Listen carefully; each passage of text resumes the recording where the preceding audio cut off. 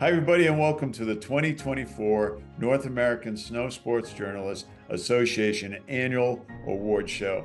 I'm Dan Egan, and I'm your host for the night, and I'm excited about this show.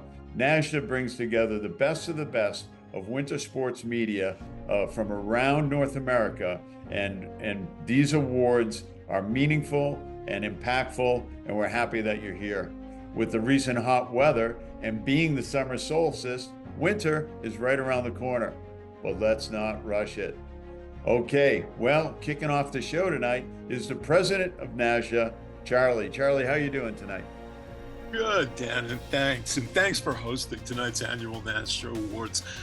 Many of us had the chance to tell you at the annual gathering in Park City how much we appreciate the kind of top-notch media work you bring. And we're so glad to have you here today, both as an MC and as a Nasja member. And it's certainly gratifying to see so many other Nasja members here tonight. One of the highlights of what we do is ensuring that the most important work of our members is celebrated not only within our professional community, but also by the greater snow sports public. The excellence demonstrated by this year's awardees is representative of the best our members can deliver year after year in investigating, reporting, and advancing the issues and ideals of the North American outdoor winter community.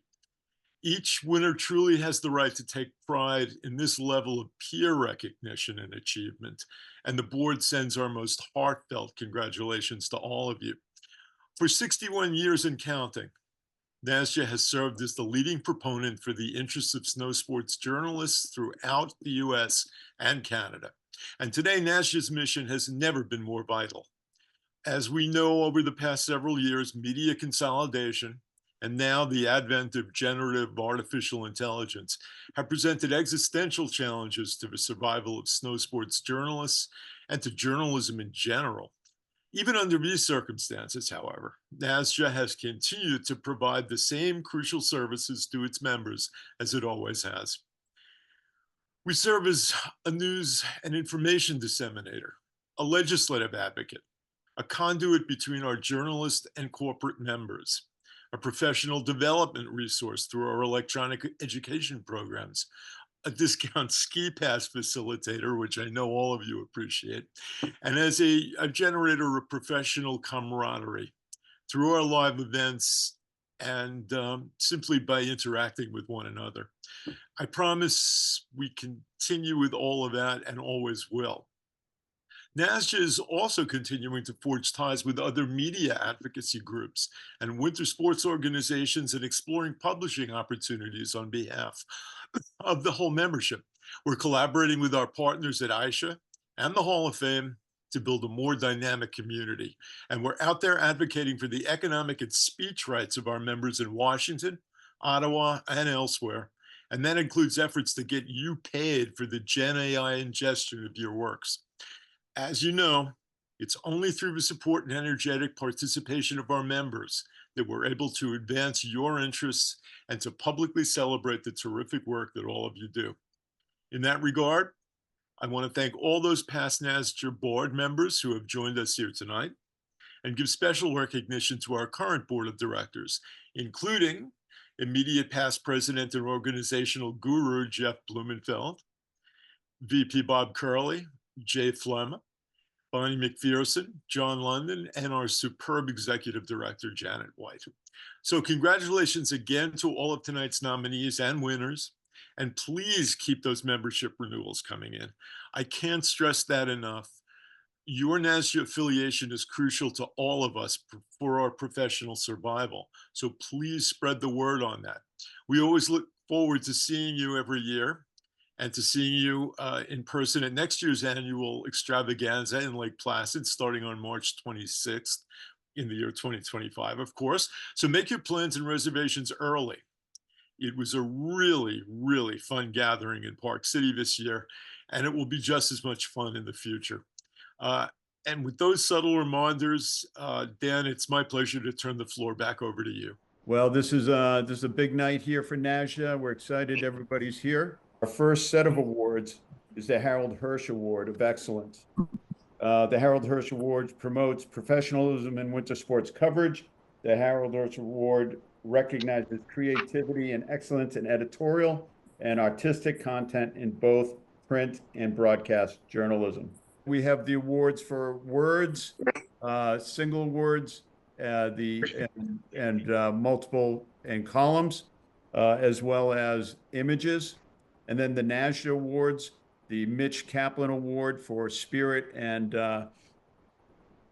presented to the individual works contribute to the public understanding and enjoyment of snow sports.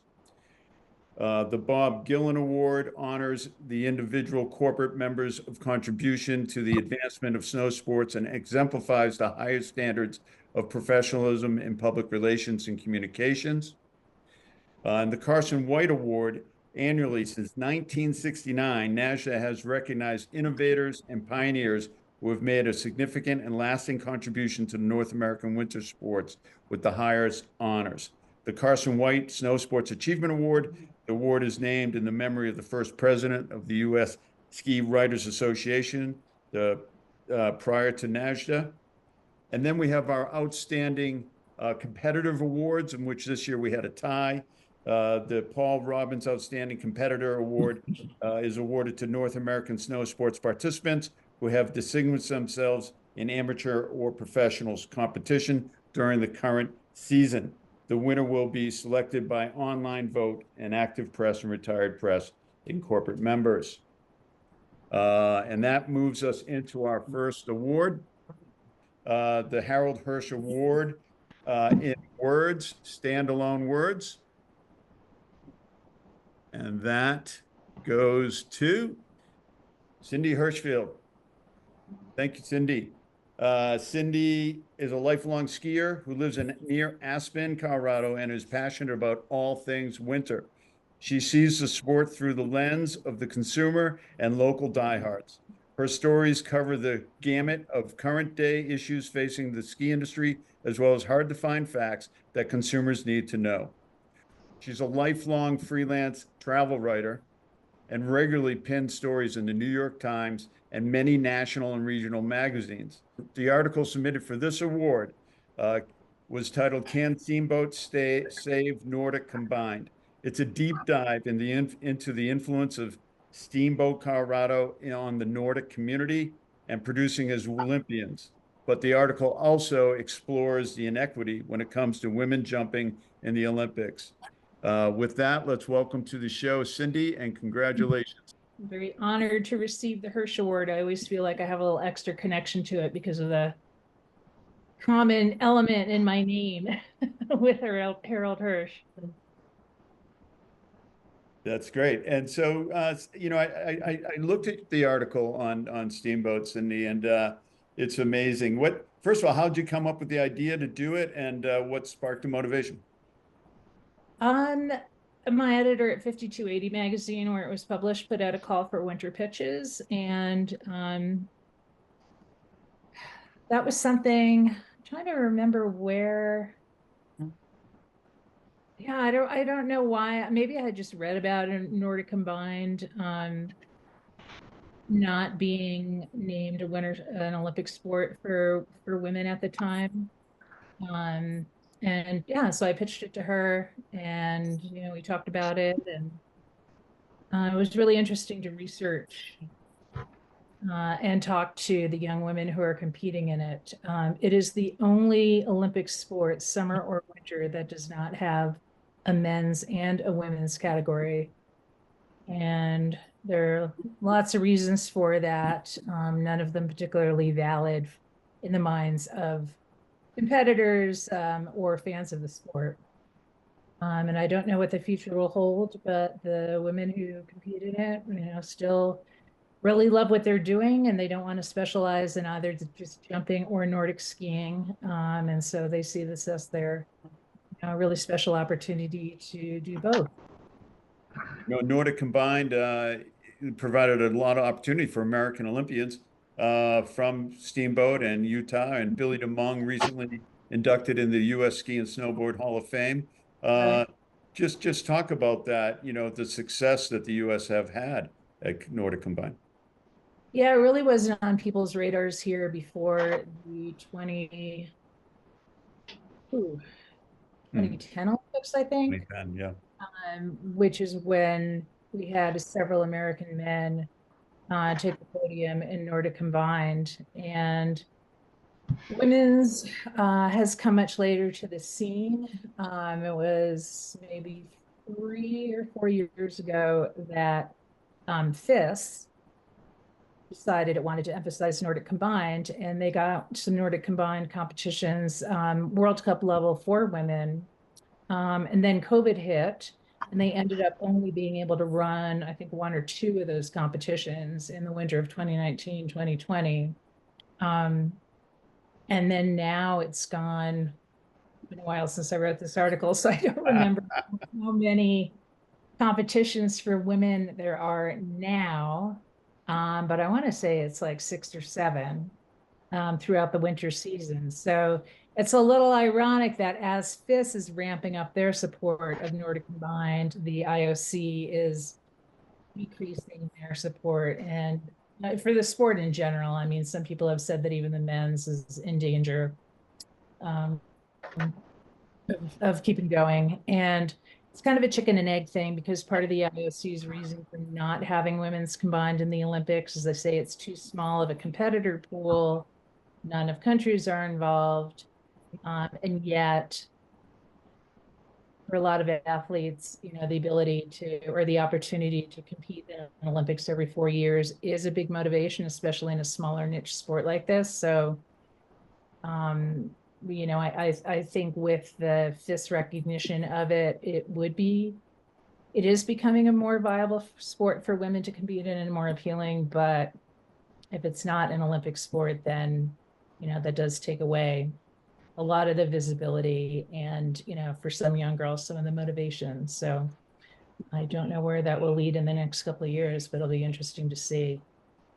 Cindy, as I was putting that together, preparing for the show, your list of you're as a freelancer, you're Uh-huh. prolific, and your list of where you've placed articles is amazing. I just want to talk about, just make a few comments on how you manage those relationships over the years and keep it so fresh with some of the biggest magazines in and newspapers in North America. So I have to say, I didn't even know I contributed to some of those newspapers until you read my bio. I have a feeling, I'm not sure where that came from, but I have a feeling that's newspapers picking up my work from the New York Times. That's really the one newspaper that I write snow sports for. Nice. I mean, really the only newspaper I write snow sports and travel for. So yeah, that's a relationship with them I've had now for almost 20 years. I've been writing them for them since 2005. I write for Sunday Travel, but a lot of my work is snow sports focused. And a different story. I'm not sure how the stories get picked for the award, but another one that I has submitted was for this Hirsch Award was one on a great hut trip I took in the San Juan Mountains of Colorado last spring of 2023 that I wrote about last winter for the Times.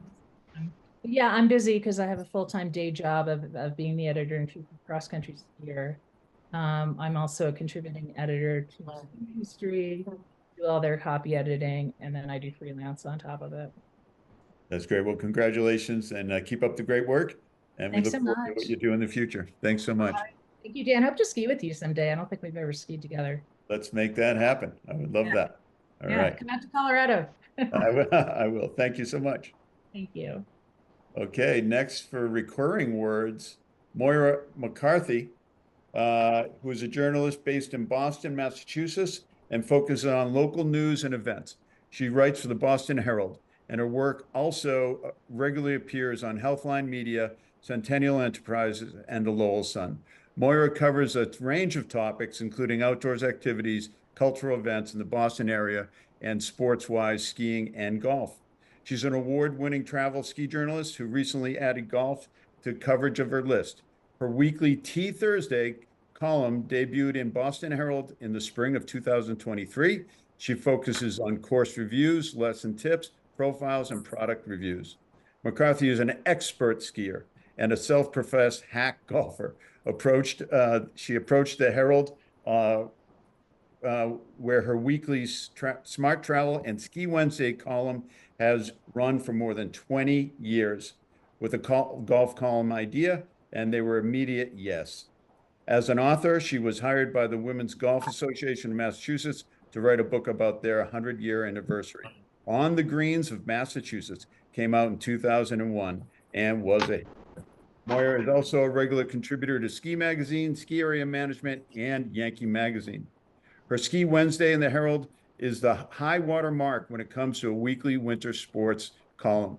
Welcome and congratulations, Moira. Moira McCarthy, nice to see you and congratulations. I'm verklempt. I'm also very sunburned now that I see myself. That's It's really good hot light. in my office. Thank you. What an honor. Like my idols got this, so I'm a dork and it's really cool. Thank you. Thank you. That's great, Moira. I know, you really, it inspires me how much you write. And having skied deep powder with you in beautiful Big Sky, Montana. But how do you come across? I mean, you must just be inundated with ideas all the time. Such a high profile column. How do you navigate that, and how do you get to the stories that get to print? I am so lucky in that the Boston Herald actually pays me a good living wage and gives me these sections to do whatever I want to do with every week. It's really remarkable. It's particularly now where we're at in the world. I'm just a very lucky person, but mostly I kind of like to try to think about what readers want, what skiers and outdoor people want, and then just kind of follow my passions and see what I find while I'm there, if that makes sense. I'm really lucky because I knew as a small child I'm a good skier, but I'd never be a world-class skier. But I thought maybe I could be a pretty good ski writer, and that would bring me in this world and enjoy it for all these years, and it has. So I'm really lucky, thanks to all you people too. So No, it's wonderful. And I know even more recently you've done some articles around being a grandmom and skiing with your grandchildren. And was that fun? And it must have really hit home. So one of the very first stories I did for ski, not for snow country, which was the best job ever in the history of the world. But one of the very first stories I did for ski was about imagining what it would be like to ski with my children. And then I went on to do a family ski column for Ski for years. And the last story I did for the print of ski was skiing with my grandchildren. So I kind of felt like, Harry Chapin, all my life's a circle. It's been pretty cool. Pretty cool. I'm lucky. And being on the front line, and dare we tip our toe into this topic, but talking with skiers who are new skiers and motivating the public to get out there and ski. How do you navigate the high ticket price at ticket windows? And do you see that as a pro or a con? So I think that there's an opportunity to educate people on how to, skiing's almost never cheap. There are a few places, but there is an opportunity to educate people on how to not waste their money. And I try to regularly through the season talk, and particularly early season, talk about, what is the cutoff for when it's worth it to get a season's pass? What are ways to buy tickets on discount?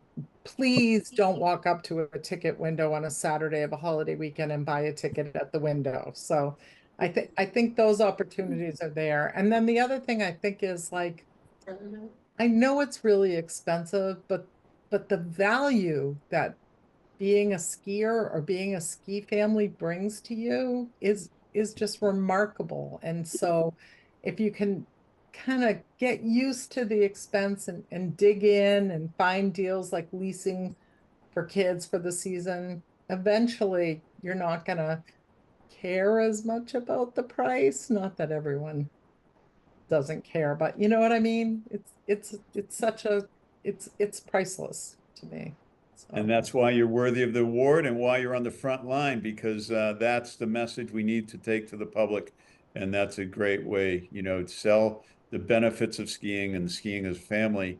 And being a lifelong skier, you can attest to that. Skiing as a family makes a difference. Does. I'm lucky, very lucky. That's great. Well, congratulations and good luck with the golf game. You hitting them straight? It depends on the day, but you know what? I played the other day and I didn't play well, but I had the best time, so it's all good. I love that. Thank you very much. Great to see you. Thank you. Next, Harold Hirsch Award in Images. And this year's winner is Mark Christoflick. Congratulations, Mark. This is quite a bio and quite a background. Executive producer and producer of multiple productions, including The Ascent, Television, Flow, Camp of Dreams, Behind the Curtain, The Beautiful Game, Fight Night, Breakdown Barriers, One Dream, and E-Game On, airing in Canada, US, Europe, and China on Apple TV. His documentaries, such as One Dream, is a heartwarming story that brings together 6 young aspiring Olympians in figure skating, hockey, speed skating from China and Canada as they learn about each other's culture. As an executive director, his television series, Beautiful Game, explores why North America continues to underperform on the world stage in soccer, while other countries where soccer is ingrained in the fabric of the culture flourishes. The Beautiful Game asks the question, is the 2026 the year of North America? Will North America teams step up and go toe-to-toe with the more established teams in the coming tournament of the 2026 World Cup? His adventure series, Ascend, is a plethora of awe-inspiring scenery, heartwarming tales, and fascinating accounts. The episode he entered for this award, entitled Airborne, is a deep dive into the world of athletes, pushing the limits on the highest levels on ski and snowboard.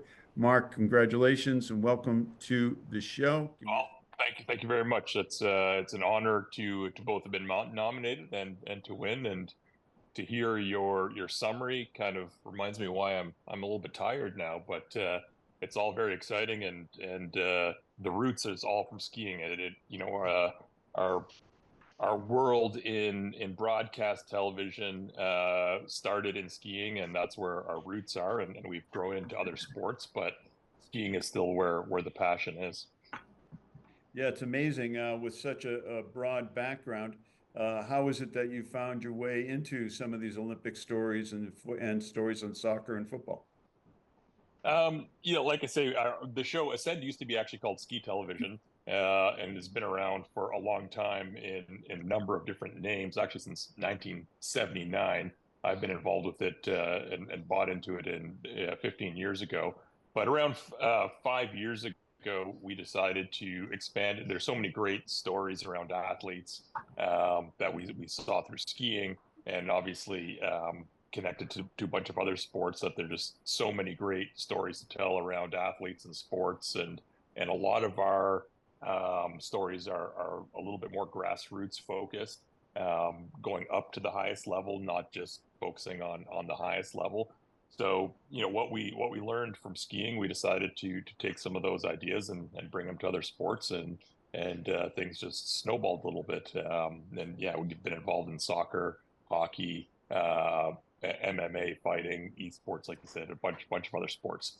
But yeah, skiing is still where the heart is. I love that. And, it's a new world out there for distribution. What's your strategy for managing distribution these days and pushing the content? I mean, we're lucky in that we have a number of really solid distribution partners and platforms.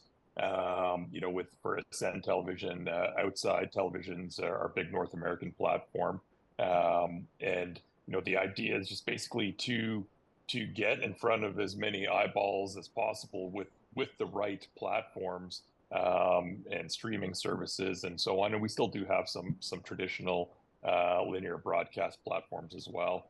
But it's really finding the right places for the right program and getting the eyeballs on there. And from that, it's working with brands that helps fund our production. And to be able to get brands interested, obviously you have to have the eyeballs and partnered with the right platforms. But for Ascend Television, for example, Outside Television is bang on the right fit for the type of viewers and the breadth of the audience that's a perfect fit for us. So it's all about finding the right distribution and broadcast platforms for the right property. Yeah, no doubt. And of course, in the ever-changing world of production these days and athlete-generated content, how have you merged your traditional background with, the drones and the GoPros and merging that into the story? Can't beat them, join them. And we work with a lot of different athletes and try to make sure that we're up to speed and in terms of our own production and the look and feel of it. So we have all the toys and the gadgets as well. But then also when we're promoting different athletes and when we work with different athletes who have far larger followings on social media than we do as a media company, we work with them and share our content and they share our content, and that's how we make sure we keep growing each other's audience. So it's basically embracing the change the best we can. I love that. And with the Olympics this summer, you got any new stories coming out, or what's next for you? Not really, not for the Olympics. We're just wrapping up production on one of our hockey series called Breaking Down Barriers, which is in the US on the NHL Network and in Canada on TSN and Crave, which is all about diversity, equity, and inclusion in hockey. And so we're just wrapping that up right now. And then with Ascend, we produce 24 episodes a year, 12 summer episodes and 12 winter episodes. So that just keeps us going around the clock. So we're come August, we're on the road constantly until probably November, and then we start into the winter stuff. Could talk to you all day long, my friend, but give me the quick nickel tour of what makes a great story. Well, it's funny, like our Ascend television, our bread and butter is the locations, the areas. We try to inspire people to travel and to go experience these different places that we travel, but it's really the personal story. So we've really focused on telling the story about people to encourage people to travel, but through a personal story of what people are doing, what they're achieving. And it could be anything. It could be we did a surfer who almost died from COVID and was in a coma for 6 months and had to relearn how to walk, let alone relearn how to surf. A professional skier who was battling mental health issues and used skiing as a platform to really promote the importance of mental health. So it's really about telling those, in my opinion, those really personal stories that connect with audiences, and ultimately the end goal is to inspire people to do exciting things. Well, congratulations, mate. Really beautiful stuff, and hope to see you out there on the hill someday. Good job. Very much appreciate it. Thank you. Harold Hirsch Award for podcast goes to Tom Kelly and his podcast Last Chair. I have to tell you, I'm always humbled to introduce Tom because he's so good as a host and on a mic. He's been my mentor for many, many years. I can still remember the first time I heard Tom speak and introduce Olympians. I was just in awe. A little bit about the Last Chair podcast. There's something unique and personal about the culture of skiing in Utah, and embodies the stories of the people who bring us these amazing mountains and destinations and the lifestyles that persuade them. From peak to peak, the village to city, Last Chair, the Ski Utah podcast brings these personalities to life in a series of insightful story sessions, athletes, resort leaders, cultural icons, as the Last Chair host, Tom Kelly, weaves a fascinating story that brings it even closer to the greatest snow on earth in Utah. We all love that. Kelly was inducted into the U.S. Ski and Snowboard Hall of Fame. He and his wife, Carol, call Park City home. Just this week, Tom won the first ever Yeti Awards, was presented in Utah, and he won the Presidential Award for his work in skiing in Utah. And Tom, congratulations. I can't say enough about it. You inspire me all the time. Tom, congratulations. Well, thank you very much, Dan. Here's that Ski Utah Award. These were really cool. I want to be careful not to drop it. Dan, I was just thinking as you were giving that introduction, thank you for that. I've had you on podcast before, but I've not had you on Last Year of the Ski Utah podcast. So somehow we have to figure out a good Utah connection. Come on down here and we'll get you on the pod. Appreciate it. Appreciate it. Tom, I know you're prolific with the podcast and your writing and your column. Where do you dig the stories up from, Tom? Well, that's kind of the hardest part of it. It's just digging them up, and it's always constantly keeping an ear to the grindstone. And we actually had a meeting earlier this week with the Ski Utah folks, and you always sit down thinking, well, we're not going to come up with 12 episodes or 14 episodes for this year. And then at the end of it, after 2 beers, we've got more episodes than we know what to do with.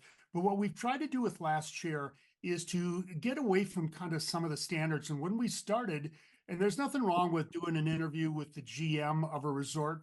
Stuart Winchester does a magnificent job with that. But we wanted to do something different with the Last Year podcast. We wanted to get stories of the people who are behind the sport, inside the sport. So it's looking for people like Mackenzie Skiles, who's a snow hydrologist, and doing that podcast 12 feet down in a snow pit, or taking one of the Utah Avalanche Center forecasters and taking them up into the mountains in the midst of the backcountry and doing a remote podcast with them there and really trying to bring things to life. Probably one of my favorites is when Snowbird put in its new tram 2 years ago. We wanted to do a podcast in the tram, recorded in the summer. So Dave Fields, the president, and I, we went up to the Cirque. We hung that tram out over the Cirque for about an hour, and we did the podcast in the tram. So looking for things that are a little bit offbeat and telling the behind the scenes story of the sport. I love that, Tom. And of course, your work with the U.S. ski and snowboard team, traveling the world and telling the stories of our Olympic heroes is amazing. But your recall of that is amazing. And I love it when you just take a moment and recall gold medals and some of the highlights. Would you do that for us now? Maybe give us a top 3, top 5 moments. It's always tough to do that, but I have been asked this a lot over the years. First of all, I will tell you that my favorite Olympics of all time was Lillehammer in 1994, mainly because of the organic nature of it. This was the home of the sport. Everything about that Olympics was just genuine and authentic. It was also damn cold, but it was really a feeling of winter. But when I look back on my favorite memories, there's one that will completely stand out above all, and that was Jesse Diggins and Keegan Randall winning the gold medal in Pyeongchang in 2018 in the team sprint. We went into that evening in Pyeongchang knowing that we were a favorite for a medal, but none of us thought that we could win a gold medal. And standing literally right at the finish, maybe 7 feet from Keegan and Jesse as they came across in their laps. And to win that gold medal, that was something special. Other notable ones, Peekaboo Street in 1998, winning the gold medal in the Super G against a lot of amazingly difficult odds. And those are the two. I'm going to leave it with those two, but they really, really stand out for me. And I'll throw in one other, not Olympic, but Darren Rawls in, help me on this, I can't remember the year now. Darren Rawls winning the Hahnenkamm. That was a really special memory. And 50 years with Nasja. What's Nasja mean to you, and why is it important? Well, one of the things that I wanted to do this year is I left the board after last year, and I wanted to get back into the awards. I wanted to be able to be a journalist again, do things I love. I write a weekly ski column for the Park Record called Ridge Lines. In the summertime, it's called Sunday Drive. I do 3 or 4 podcasts. I do some individual writing for NSAA Journal and others, but I wanted to get back into that and kind of get into the contest game, and I really have appreciated doing that. Podcasting has been great for me, and there's some amazing podcasts out there. My favorites are the Powell Movement with Mike Powell, who does a fantastic job in telling the stories of ski and snowboard athletes, and of course, Stuart Winchester's Storm Skiing podcast, which has just done a fascinating job at really bringing to life our great ski industry. Congratulations, Tom. Great to see you, my man. Thanks, Dan. Thanks to everybody else, and congratulations to all the others. Next up is the Bob Gillen Award, won by Emily Summers, Senior Communication Manager at Deer Valley. Her duties include acting as a resort spokesperson for both Deer Valley and Solitude in Big Cottonwood Canyon. She is responsible for writing, implementing, and communicating portions of Deer Valley's overall marketing plan, budget, and maintaining relationships with media outlet. Her blog team received Best Resort Blog honors in 2012, Best Social Media Campaign in 2014, both presented by the National Ski Areas Association. During her tenure, with her help, Deer Valley enjoyed high honors as Ski Magazine's #1 overall best resort by their readers, an amazing 8 times, including 5 times in a row from 2008 to 2012, and on top 3 for 20 straight years. Emily also serves as a corporate liaison to Nasja for the last 10 years. Thanks for that. Emily is an ultimate professional and truly engaged, representing Deer Valley and the sport in general. The Nasja Carson White's Achievement Award is Nasja's highest honor, bestowed to an individual or individuals who have made significant contributions to the advancement of snow sports in North America. This year's winner is Bill Danner. Past winners of this award include Brian Fairbanks, Billy Kidd, Rick Hall, Klaus Overmeyer, Jason Leventhal, and Jim Newhouse. William Bill Danner is a native of Morris, Illinois, and he shook the world of skiing in 1970 and, armed with a business model and innovative design, changed the face of Nordic and cross-country skiing forever. After serving as a naval officer in the Vietnam War, he landed at Procter & Gamble and learned about advanced consumer marketing. After 3 years at P&G, he went back to Harvard and earned an MBA in business school. It was here that he teamed up with a young German student, Hans. They developed a fish scale suction relief ski surface and P-Tex that promised a waxless surface that would allow forward gliding and would grip on climbing. The surface had promised, but was not working so well. Modified in the base design to raise the surface, Bill and Hans then brought the design and obtained a U.S. patent. It took about 5 years for their product to win the hearts of skeptics, but by 1975, Trek claimed about 70% of the cross-country market and aggressively defended their patent. Their business and model utilized surplus downtime at alpine ski factories to produce their skis. Thus, they were able to maximize their working capital by more innovation, including creation of the nylon Gore-Tex Nordic ski shoe, setting the dealers up for learning seminars, and the power of the package that put together everything necessary to enter the sport. And he embodies what the Carson White Snow Sports Achievement Award is. Huge career. Ladies and gentlemen, Mr. Bill Danner. Bill, congratulations and welcome to the show. Thank you. Thank you. We're just about to get a horrendous thunderstorm, but we have backup generators, so hopefully we'll not have any power dissipation. Bill, just tell us a little bit about creating the package for Nordic skiing, boots and bindings and skis, and how the retail community embraced that. No, I think that as you rightfully talked, when we came onto the market in the early 70s, it was, as we said in one of our ads, we wanted to develop a product where you could spend your time skiing instead of getting ready to ski. And that's, of course, all the Grunwald and wooden bases and all that sort of stuff. The key for us was to try and create a recreational ski market in what had otherwise been a pretty high performance racing market, and still is a very high performance racing market, but the bulk of a market could be with recreational skiers. Of course, as you're trying to introduce a recreational product into an industry and into ski shops that are dominated by high performance ski shops that would have a picture of a turkey on their door and say, we don't want any of you kind of people in here, was a daunting task. And we started out with a P-Tex base. And as Mickey Faircloth of Højgaard, when we initially approached him in Minneapolis, he said, I don't want any of those. He called them TV tops because they were orange skis. But eventually, he himself and Huygens became a major retailer for us. But it wasn't just the skis. You had to develop, make available a binding. We did pre-drilling of the skis so that the binding would be properly positioned. And you just follow the ordinary needs of the ordinary person who is not interested in speed. They just want to get out in the winter wonderland and walk around with their family.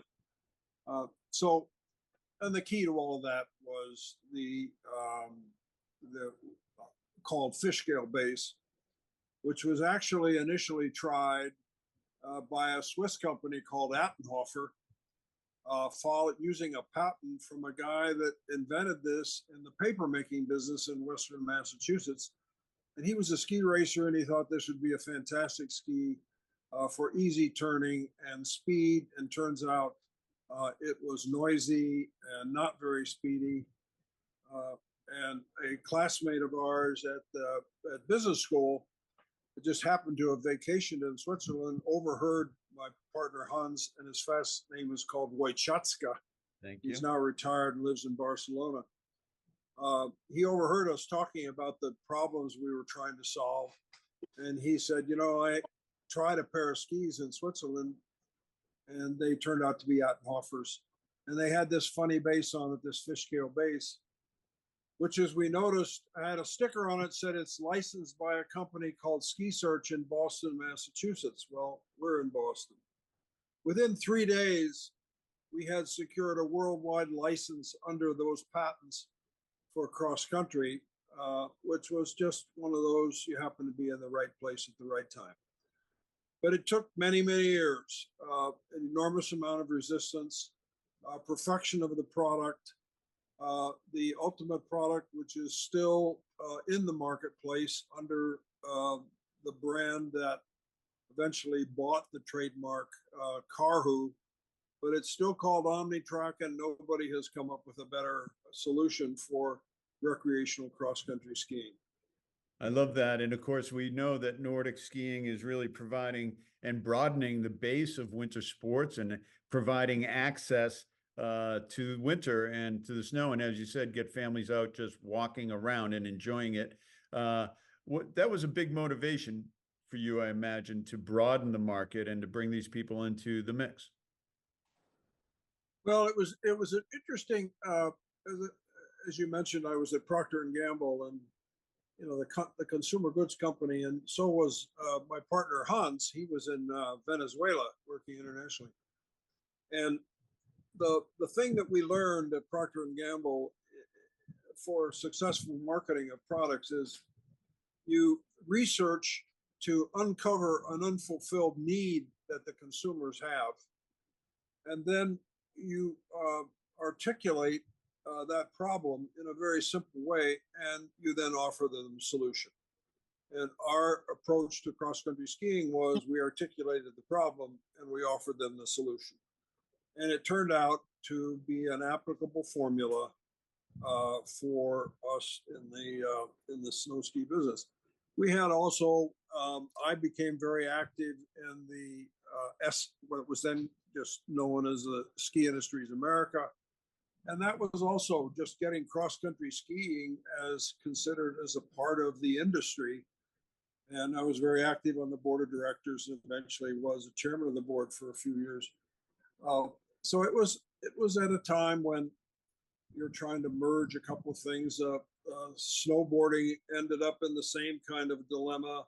Ski areas not wanting anybody skiing on snowboards, and they were banned. And of course, if it hadn't been for snowboarding, I think we would the snow sport industry would be in a little bit of difficulty.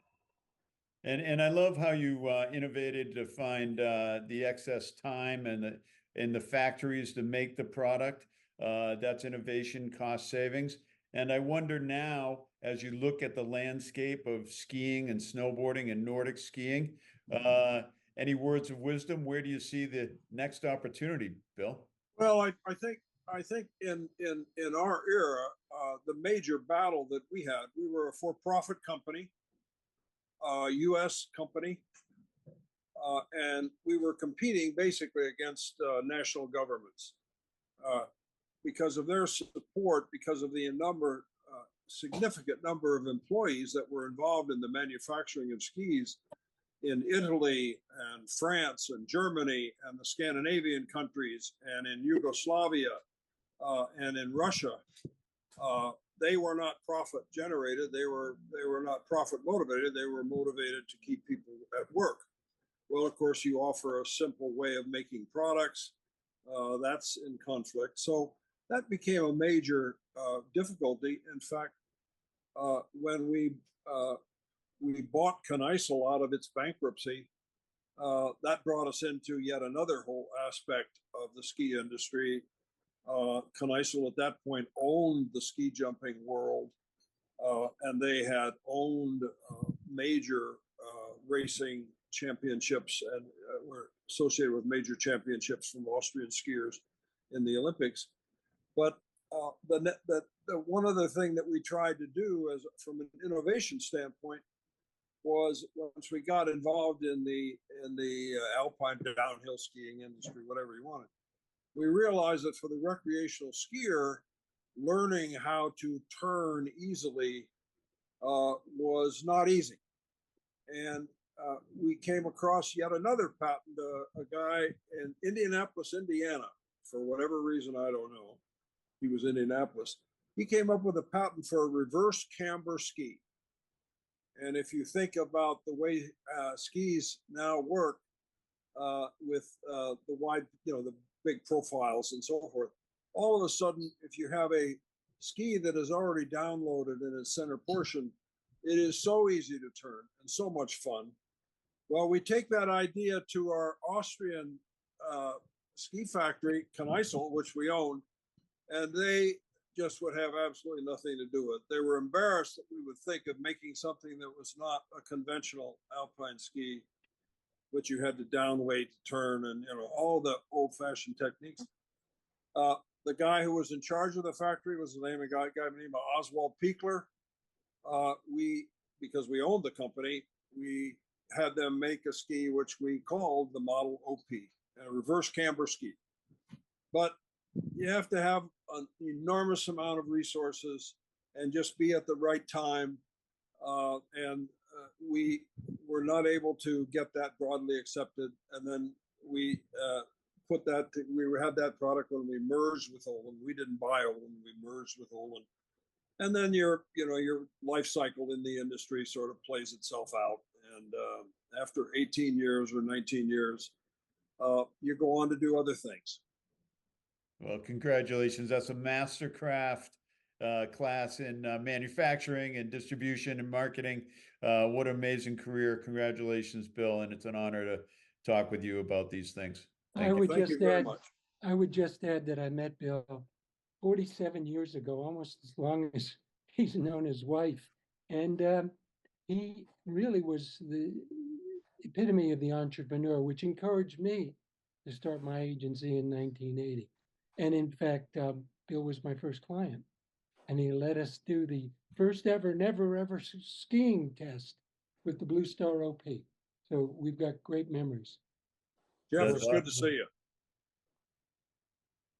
That's great. A lot of friends out here, and those are great memories. Again, congratulations, Bill. Nice to have you here tonight. Mentioned the Mitch Kaplan Award, won by Phil Johnson. And Phil Johnson, by definition, is a snow sports media professional. His weekly column can be found in the Daily Gazette in Schenectady, and his freelance work can be found nationally in publications and newspapers. Specializing in outdoor travel and winter sports topic, Johnson has a knack for finding the granular fun facts that most overlook. He's also one of the friendliest people I know, someone who greets you with a smile, an encouraging word, and his true journalistic approach engages you on a personal level, building trust as a friend and a colleague. Johnson has also put his money where his mouth is, putting in countless volunteer hours, months, and yes, years into leading and mentoring Nasja. He is a past president and has done so much for our organization. I've admired him for years. He's been a friend and a colleague. I'm proud to call him a friend and a colleague. And I know this award hits home because so many of us knew Mitch and love Mitch. Phil, congratulations. Well, first of all, I'm incredibly humbled by being even mentioned in the same sentence with the late Mitch Kaplan, who was a great friend. I met Mitch on the first Eastern ski writer meeting he ever attended when he had recently moved from California and had been covering the New York Giants that year. Hardly a ski credential, but he was an avid skier. And unfortunately, I can also claim to have skied with Mitch on his last ski run at a trail called Quicksilver at Gore years later, which those of us who have known him and remember him have renamed in our minds Mitch's Run at Gore Mountain up in North Creek, New York. He was a wonderful guy.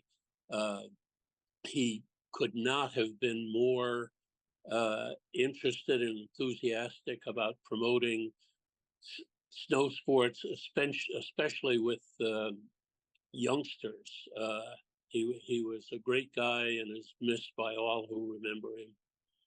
You know, he was enthusiastic. He did promote the sport, but much like yourself, you've promoted the sport of skiing in so many ways. Just talk about your passion for the sport and being a ski writer. What keeps you going? Well, I started out after college as a regular sports writer in Massachusetts and upstate New York. And when I moved to the Schenectady area and Lake Placid had gotten the bid for the 1980 games, there was a market for stories about Lake Placid in the pre-Olympics. And there were a handful of us who were called on to do pre-Olympic reporting.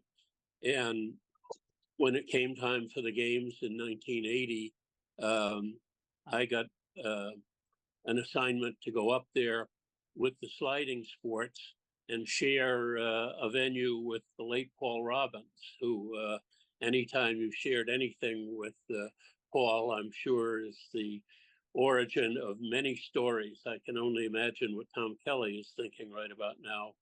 But Paul was the one, I had done some ski writing at that point, but Paul is the one who really got me involved, introducing me to the editors at Skiing Magazine and into the world of freelance writing nationally.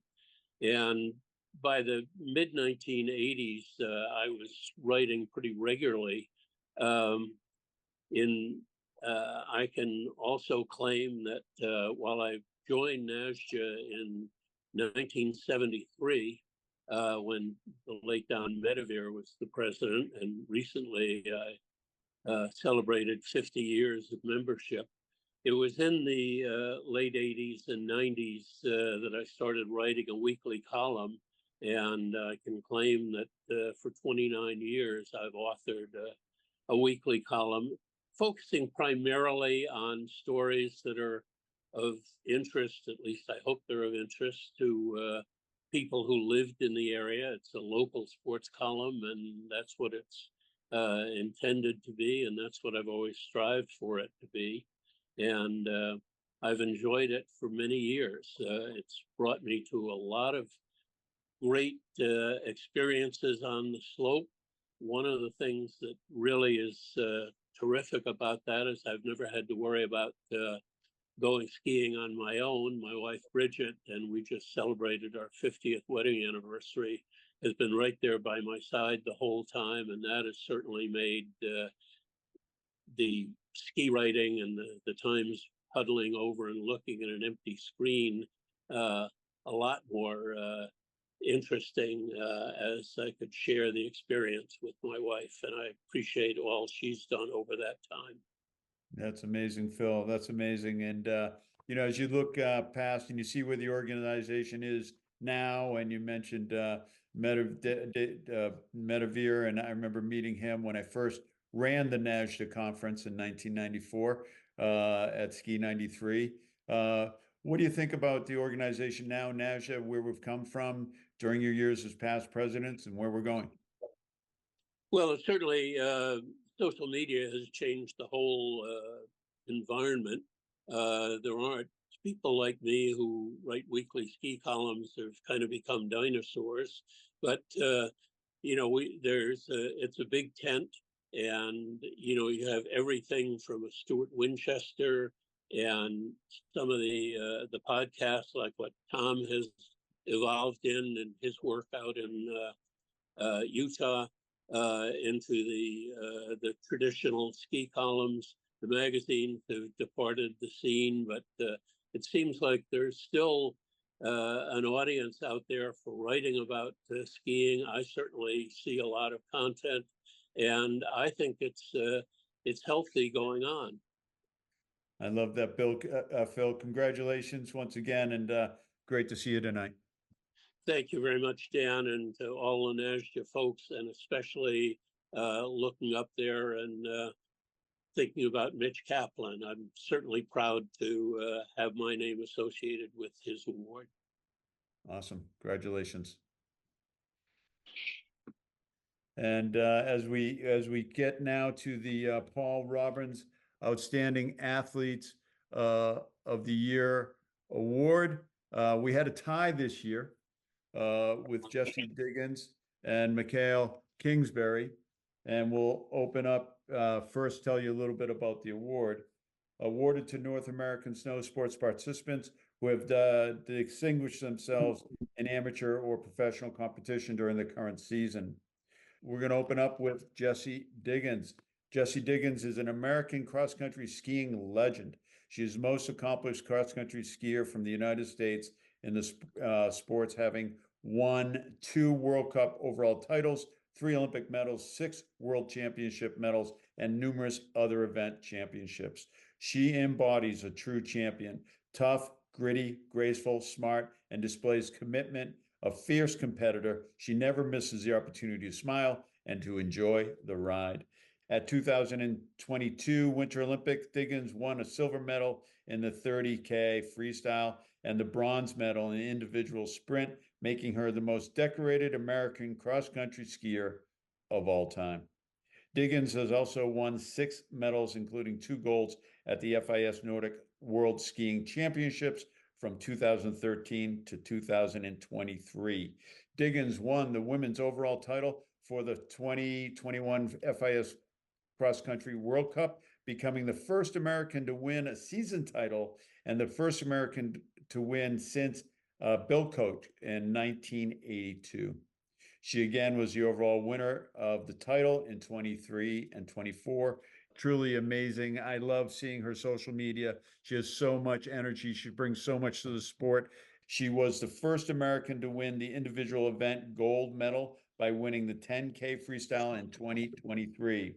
In 2021, congratulations to Jesse Diggins. And she sent us, she's off training right now. I believe she's on a plane, but she did send us a video. Hi, everyone. It's Jesse Diggins, and I just want to say I'm so grateful and honored to be receiving the Paul Robbins Outstanding Competitor Award.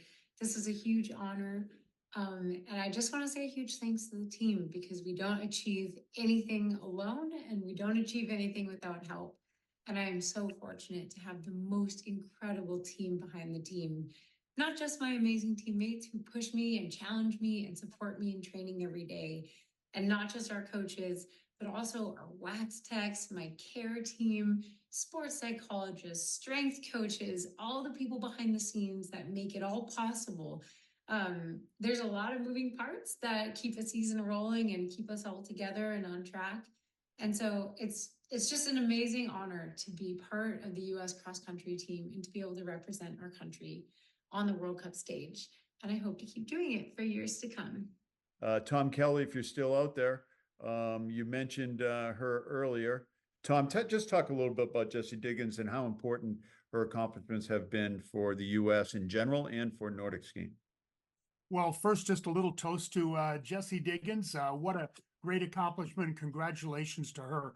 You know, I think when I look at this award and think about what it means, I think maybe a little bit less of Jessie and more of the impact that she's had on other people. If you look at what the U.S. women did this year, Jessie won the overall title. She also won the Tour de Ski title, but the U.S.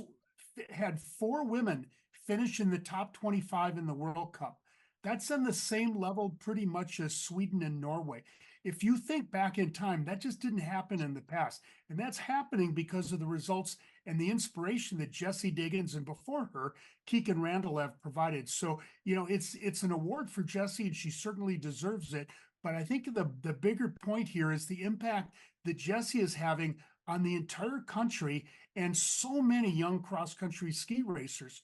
Back when I started, and by the way, a shout out to Bill Danner. When I started in cross-country, what Bill was doing was just really revolutionary. And I worked at Telemark back in the early days of the Berkey. But back in those days when the World Cup began in the late 70s and through the 80s and through the 90s, if we had an American that finished in the top 40, that was really a pretty decent race for us. And we made the best of it. Now, on any given day, there's 2, 3, 4 American women who can be competitive any day. There were multiple U.S. athletes who won World Cup races this year. So that's really the impact that Jessie Diggins has had. And, you know, Tom, how much of an impact is that with Soldiers Field, Soldiers Hollow, and everything that's going on in Utah, the legacy of the games coming back, but really having that world-class facility right there? How much is that contributing to this overall success? There's a number of places, and I'll certainly put Soldier Hollow into that. Soldier Hollow is an amazing training venue. Jessie and the team goes there each year. I work a lot with US Biathlon. They train there in October, but I would expand that out. I would look at the Lopet Foundation from Minneapolis, what they did with the World Cup this year that Jessie won, having 15,000 people paying money for tickets to be there, selling out in minutes the summer previously. That's the enthusiasm that Jessie Diggins has brought. So it's at venues around the country, and for a place like Minneapolis to be able to do an urban cross-country race and draw that many fans because of the enthusiasm of Jessie and the other U.S. athletes, that's a real credit to what she's brought to the sport. Well, congratulations to her. Thanks, Tom, for that insight. We appreciate it. As we mentioned, it was a tie this year for the Competitor of the Year award. And Canadian Mikhail Kingsbury in moguls. Mikhail Kingsbury is a freestyle skier who hails from Quebec. Kingsbury is the most accomplished mogul skier of all time. To watch him ski moguls is poetry in motion. He also owns a record for career World Cup mogul victories of 87 and consecutive freestyle World Cup wins. He's a 10-time FIS Freestyle World Cup title holder for overall moguls and 9-time total title winner for overall freestyle, owning the record for most men's mogul World Cup titles and overall freestyle World Cup titles. He is the first man to have won the moguls and dual mogul competitions at World Championship event, sweeping the 2 events 3 times. Kingsbury won the Olympic silver medal in 2014 and in 2022. He also is off training in France currently, and he did send us a video. Here it is. Hi guys, Mikhail Kingsbury. It's a big honor for me to win this trophy, and a big honor to be the first Canadian that's nominated. I had an amazing season this year, 10 wins and 16 World Cup starts. Probably one of my best in my career. And the competition never been so strong. So I'm very, very happy of the way I managed my season. And I want to say a big thank you to all the members that voted for me. I cannot wait to hold this trophy in my hand. Cheers. Thank you. Congratulations to Mikhail Kingsbury. You can just see the fierce competition in his eyes. He's a fit individual, and it's amazing to watch him. I've asked our good friend, Uncle E, to join us tonight and just tell us a little bit more about Kingsbury. Uncle E, nice to see you. How you doing? Oh, top notch. Dan, thanks for having me, and what a wonderful evening. Congrats to everyone who's walked away with with an award here, and I could listen to you guys all night to continue to learn about the history. Bill Danner learning about the reverse camber. I was with Shane McConkey when he came back from the glacier when he tweaked a ski around and said we're onto something here. So it's good to know that it happened before then. But to Mikhail, Tom Kelly, I believe you were there for this one. It was a rainy night at Cypress Mountain at the 2010 Winter Olympic Games, and it was mogul night for the men. And the forerunners came down, and they were labeled A, B, C, D. And here comes D. And we announced his name, and I'd heard rumblings of this young man, and it was Mikhail. And he came down, and myself and my fellow announcer looked at each other and said, "There's your next Olympic gold medalist." And he was 15. He missed the mark because of the Canadian team was so strong with Bilodeau and company. He missed the mark by a couple months due to age. And it was one of those moments in time, like as TK mentioned about his memories, that one was burned in my mind looking at it on the screen and then looking at it straight on from the announce booth, seeing something that you knew was going to be history in the making. And then fast forward 2014, I got to announce he and Bilodeau actually ended up winning the gold in Sochi, and second place went to Kingsbury, and then Pyeongchang as well. He took a gold. Then I got to announce him in China with another silver outdone by an Australian. So to sum it up, he comes from an incredible lineage, and where the likes of Jessie Diggins right now she's been inspiring. I know from Mikhail, from talking to him, he was inspired by Jean-Luc Brassard, who won in '94, the second mogul gold medalist. Then Pierre-Alexandre Rousseau was a big inspiration, and Bilodeau as well. So it's one of those building blocks. Mikhail was very inspired at a very young age to do a lot like what Michaela Schifrin is doing right now. And on the stats side of things, I'll end with this. There has not been a racer in any discipline in alpine or snowboarding with the accomplishments that Michaela has done.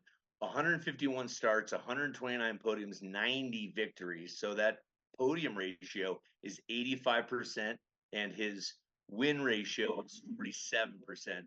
He knows there is a hidden race between him and Michaela to see who is going to be the first one to 100. He's got 10 to go. She's got 3 to go. So it's going to be exciting. And for all you stat nerds out there like TK and myself, it's exciting to see where it's going to go, because this is the hardiest freestyle mogul competition season coming up that they've had in history. I think there's 16 events coming up this year. So there's a fighting chance that that's going to happen.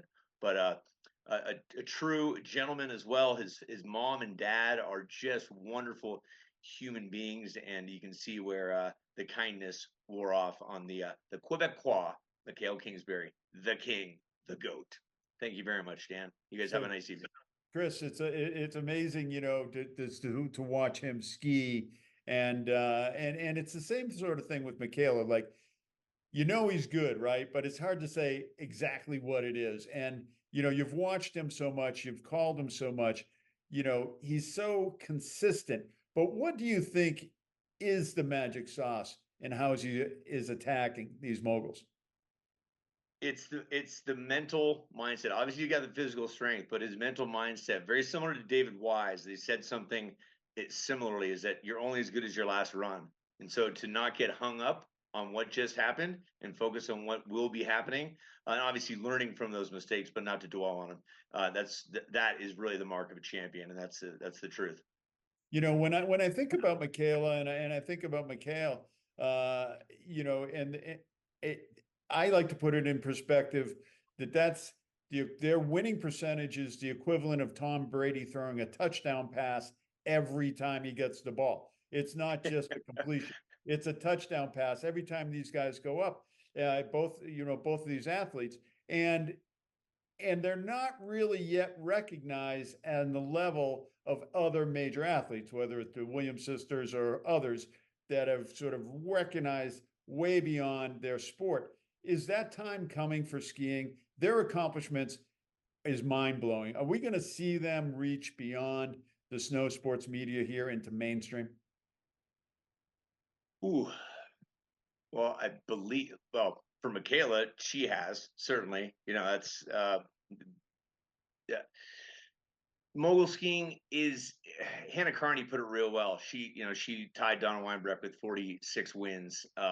And she put it perfectly. She goes, it's such a niche sport. As much as we are all in it and we love it, there's so much bigger media and dollars out there. And for North America specifically, it's a challenge. I sure hope so, but there's realistic challenge. I'm more of a realist this day and age. Michaela, just seeing her this past weekend in Vale, she draws a whole different crowd. I'd say it's even more impressive than what Lindsey Vonn did. So to see those two in our lifetime is very impressive. And I'm digressing away from Mikhail. How's this? I'm going to close with this one. I've yet to go to an event live and watch Mikhail not be on the podium. That's crazy. Tom Kelly, I'm going to throw you on the spot real quick here. What's your comments about his success and his wins? Well, I hope you go to MP because she's the biggest cheerleader out there. But Uncle Lee had some really great points, and I went to the Deer Valley World Cup and watched him win again. And it's a dominance. And there's been a few skiers that I've seen over my career, and snowboarders as well, who have had that ability to just go out day in and day out. What's hidden from a lot of this, I think, is the work that goes into it. That's something, I mean, you can calculate out the number of days on snow and the number of jumps they've done and how much weight that they've pressed. But that work that goes into that, I mean, that's no small thing. It's not just talent, it's a lot of hard work. And that's the thing I think we all need to remember on athletes. They don't have that dominance if it isn't for a lot of work and dedication they've put in. I agree. And MP, if you're out there, we're putting you in the hot seat. There she is. MP, of course, the first Canadian part of this, first Canadian nominated for this award, or tell me about that. No, I've been nominating. I'm a huge fan of Canadian skiing. Tom knows I've been nominating Michael Kingsbury. It's Michael, by the way. And all the Quebecers since Jean-Luc Brassard. I used to host while the first Pepsi Mogul Challenge in the 80s. So I've been a big freestyle fan as well as Alpine. And so I'm really, really happy. I've been nominating him for many years, and just us little Quebec community since the Air Force, the Quebec Air Force. Maybe Chris, you remember the aerials and that. So there's a really strong culture here. So I'm really, really thrilled, even though I've always been happy and rooting for all the Americans. But I told Michael when he's flying today, I'm going to send him the video.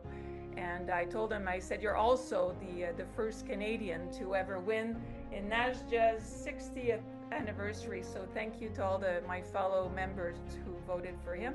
But he's also a really great, like you said, human being. And I'm friends with, and he's about to be a dad, and he's still competing. And Laurence, his girlfriend, is very pregnant. His mom, as you say, Julie, and I think they've met Wayne Wong for the first time in Deer Valley, and he's a great ambassador for freestyle. So thank you. We're celebrating here in Quebec. I know I've got Yves Junot here on the call from ASSQ, who's also popping the champagne.